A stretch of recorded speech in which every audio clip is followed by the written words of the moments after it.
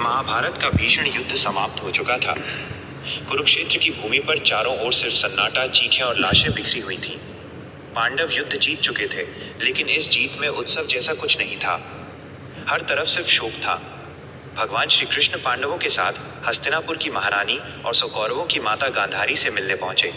आवाज में दर्द और भारीपन लाए। अपने 100 बेटों के शवों पर रोती हुई माता गांधारी का दर्द गुस्से में बदल चुका था। जैसे ही उन्होंने श्री कृष्ण को देखा, उनका दिल फट पड़ा। उन्होंने रोते हुए कान्हा से कहा, तारांकन हे द्वारकाधीश, आप तो साक्षात भगवान है ना। आपके पास तो हर संकट को टालने की शक्ति थी। फिर आपने क्यों मेरे बच्चों को नहीं बचाया? क्यों आपने इस कुरुक्षेत्र की भूमि को लाल होने दिया?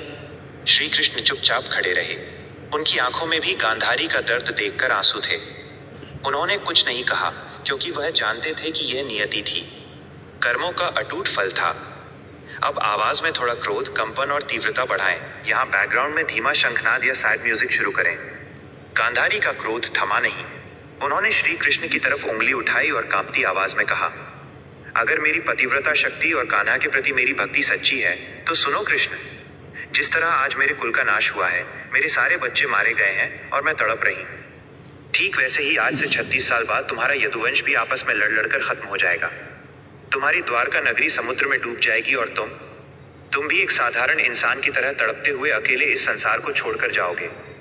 धीमी और एकदम शांत आवाज में।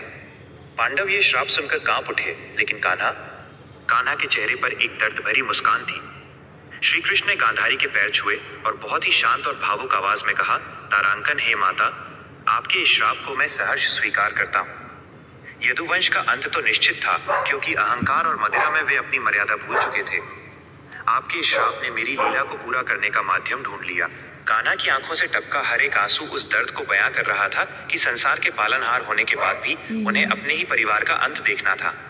आवाज को थोड़ा धीमा और ठहराव के साथ लाएं। Mines the ending. ठीक 36 द्वारका के यादव आपस में ही किसी बात पर लड़ पड़े और पूरा यदुवंश खत्म हो गया। भव्य द्वारका नगरी समुद्र में समा गई और अंत में कान्हा एक जंगल में एक पेड़ के नीचे अकेले बैठे थे, जब जरा नाम के एक शिकारी का तीर उनके पैर में लगा। साक्षात ईश्वर, जिन्होंने पूरी दुनिया को दिशा दिखाई, वो अपने अंतिम समय में बिल्कुल अकेले, मौन और एक शांत मुस्कान के साथ इस धरती को छोड़ गए। एक गहरा पॉज लें और सीधे दर्शकों से बात करने वाले लहजे में कहें, दोस्तों, भगवान कृष्ण ने हमें सिखाया कि चाहे आप साक्षात ईश्वर ही क्यों ना हो, अगर आप इस धरती पर मानव रूप में आए हैं तो आपको भी कर्मों के नियम और अपनों को खोने का दर्द सहना ही पड़ेगा। अगर आपको हमारी वीडियो अच्छी लगे तो वीडियो को लाइक, चैनल को सब्सक्राइब करें। आपको ऐसी वीडियो देखनी तो चैनल को सब्सक्राइब कर दें। तब तक के लिए बाय।